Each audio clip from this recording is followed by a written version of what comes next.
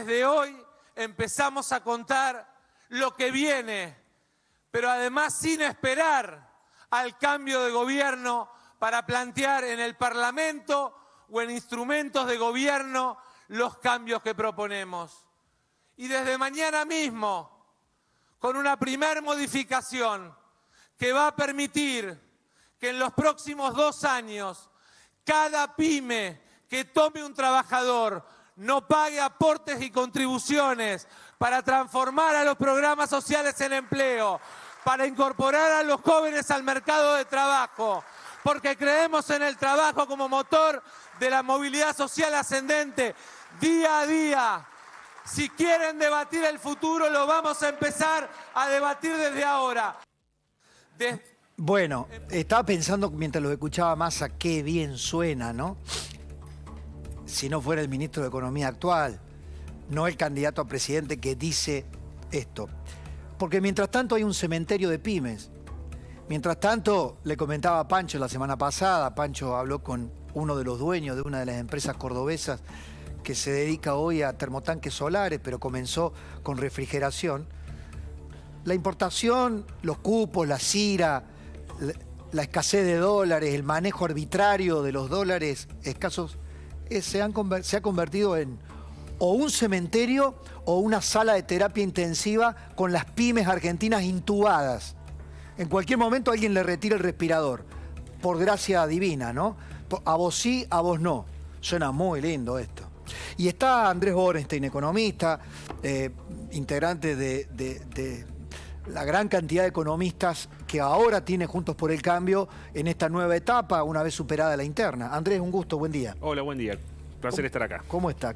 A ver, dame tu bajada de lo que escuchás de Massa.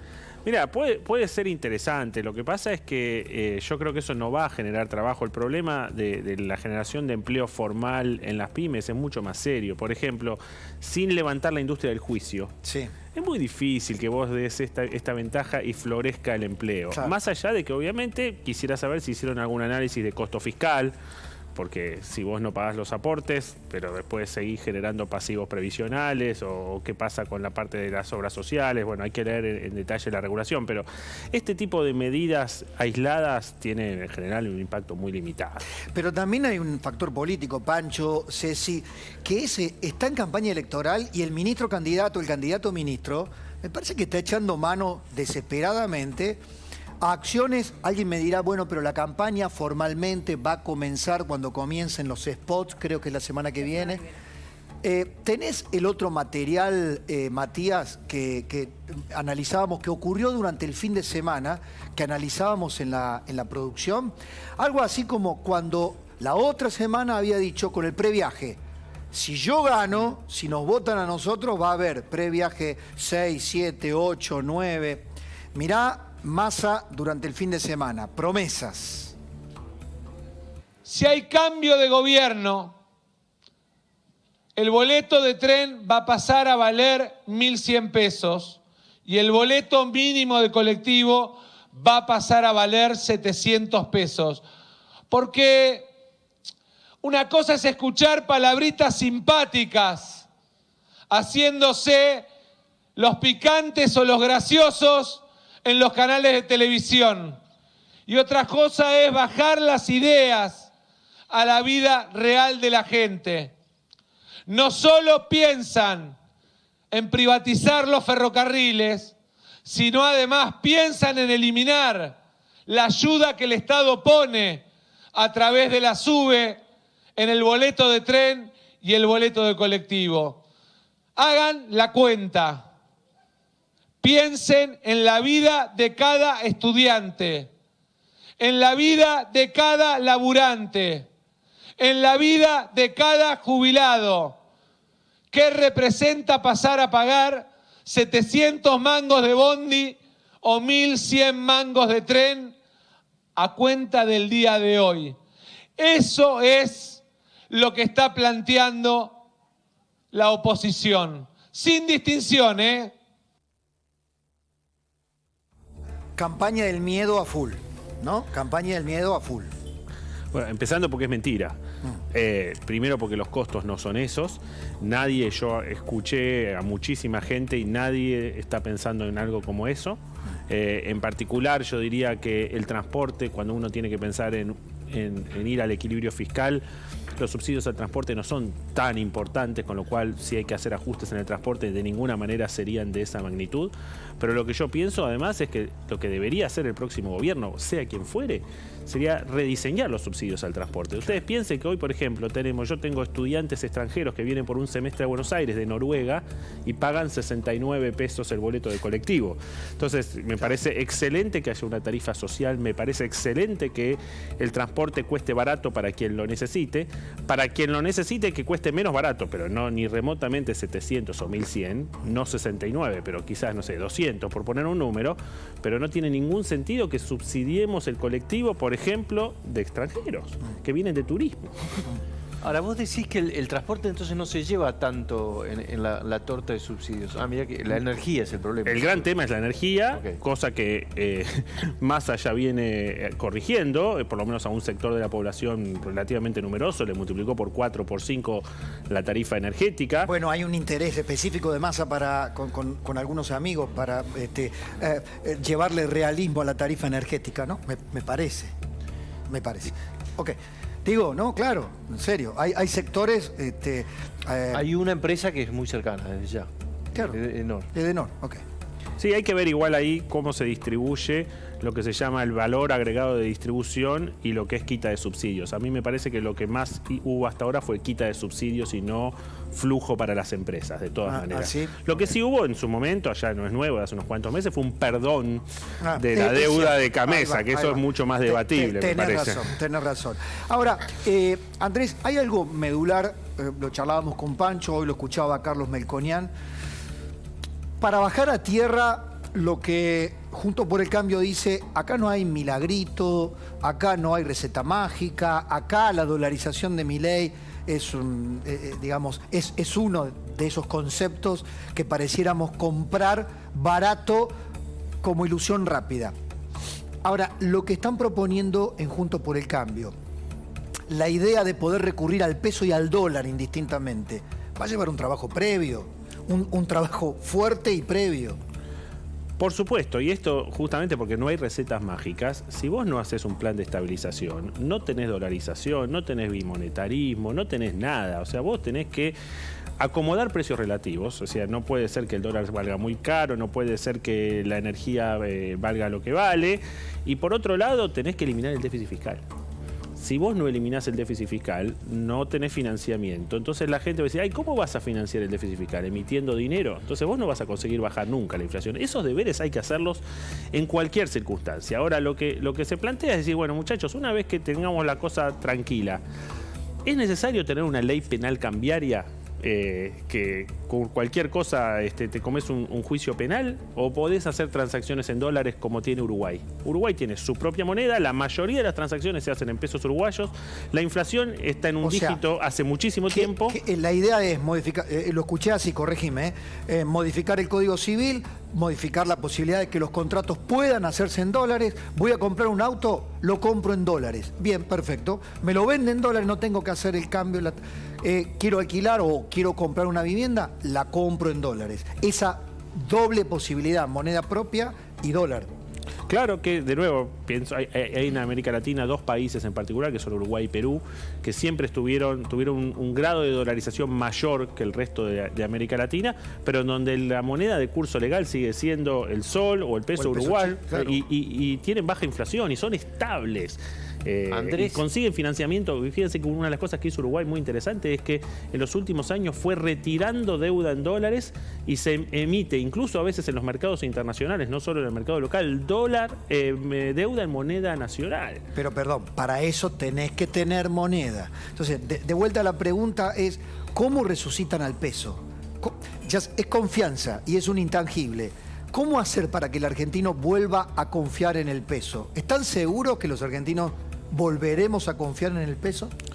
Seguro no estoy, pero estoy seguro de que si no hacemos los deberes, es decir, si no tomamos el camino fácil y las recetas mágicas, no vamos a volver a confiar. Entonces, lo que tenemos que hacer es un plan de estabilización, que si sale bien, me parece que se abre la oportunidad de... Porque al final del día, si te pones a pensar, todos los países de América Latina eliminaron la inflación, salvo Venezuela y Argentina. Entonces digo, no es algo imposible. Si sale bien, ¿en cuánto tiempo? Porque acá corres con otra cosa, ¿no? Que no tiene que ver con la economía, sino tiene que ver con la sociología, la psicología política, la tolerancia, la gente con ganas de romper. Algo le escuché a Carlos Melconian también muy interesante para debatir. Acá la gente está cansada de ajustes para nada, de ajustes sin horizonte, de ajuste sin que haya nada a cambio positivo del ajuste. O sea, eso es un trabajo arduo que van a tener que mostrarle, porque acá va a haber un ajuste fuerte. Bueno, mira, por eso yo criticaba antes lo que decía Massa. Lo que no sirve es hacer medidas aisladas. Vos necesitas un plan integral. La palabra ajuste no me gusta porque en realidad lo que está es la economía está totalmente desajustada. Entonces esto todo lo que hagas va a ser ajustado. Dejamos ya, vamos a claro. que abusamos de las metáforas. Esto es como criticar al médico que te cura, claro. no a la enfermedad que vos comiste sí. pésimo durante 20 años y después criticás al médico que va y te opera. No, vos necesitas curarte. Y curarte para la Argentina, este año va a ser el 13º o el 14º consecutivo en que tenemos déficit primario y obviamente déficit fiscal. Pensalo en un hogar o en una firma que tiene rojo un año, bueno, nos pasa a todos alguna vez. 2 años, 3 años, te quedás sin nadie que te presta y ya no es que el banquero no te presta. La claro. sociedad desconfía y la sociedad huye del peso. Entonces digo, a lo mejor haces un arreglo fiscal y tampoco te funciona, pero si no haces el arreglo fiscal, seguro no te va a funcionar. Andrés, hablando de eso, de la caída de la demanda de dinero, sí, lo escuché hablar, no sé si a Melconian, no sé si a vos también, de la posibilidad de una hiper en pesos si vos dejás que convivan las dos monedas. ¿Qué situación se tiene que dar para que eso se produzca? Imagínate que esto es un poco, me parece, lo que está implicando Carlos Rodríguez, ahí más cercano a Sí. Milei. Es decir, yo hago una competencia entre pesos y dólares. ¿Quién va a ganar? Hace falta que nos preguntemos. Dólar, Va a ganar el dólar. Entonces todos nos vamos a sacar todos los pesos de encima y dólar que nos llegue lo encanutamos. Entonces lo que circula a una velocidad inusitada es el peso. Entonces vos ahí lo que hiciste... ¿Pero eso no puede ir a comprar dólares, por ejemplo? Bueno, por eso digo, pero lo que va a empezar a pasar Ahorro, es que los digo. precios en pesos, yo te digo, a ver, ¿cómo me vas a pagar?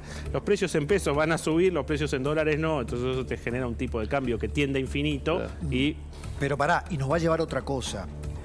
El no levantamiento, porque detrás y antes, o mejor dicho, antes de llegar a la posibilidad de usar y de modificar y usar un contrato en dólares, comprar en dólares o comprar en pesos, es un sistema cambiario nuevo. Por lo tanto, se asimila a una especie de, como primer paso, un desdoblamiento cambiario, es decir, que no todo el mundo puede acceder a los dólares, digamos, o lo que sería de otra manera, un levantamiento muy parcial del cepo y sacando los cepos de a poquito.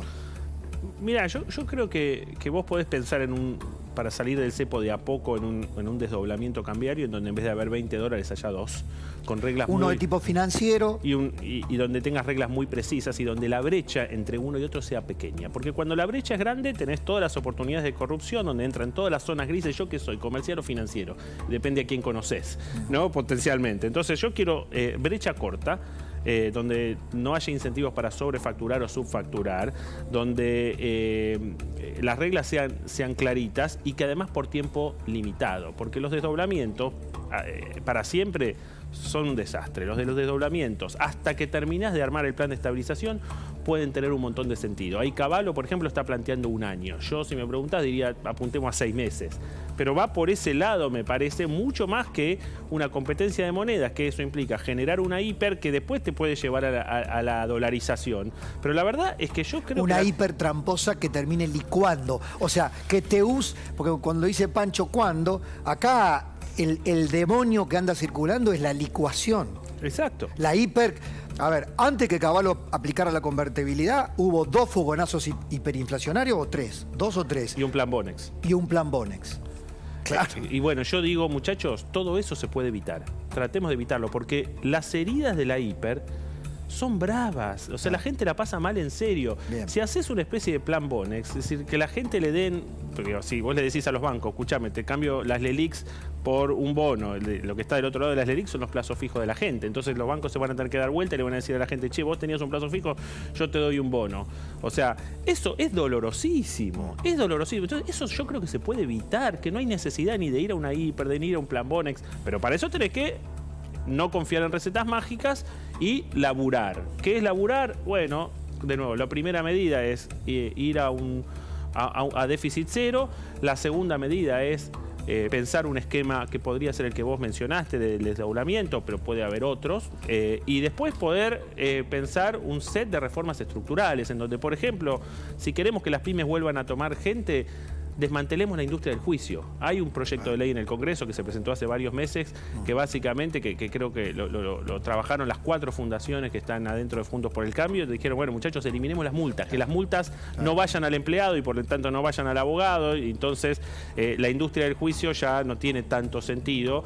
Bueno, si vos le hablás con las pymes, el problema no es tanto los aportes patronales como que la contingencia de un juicio, que para una empresa grande... Te puede fundir.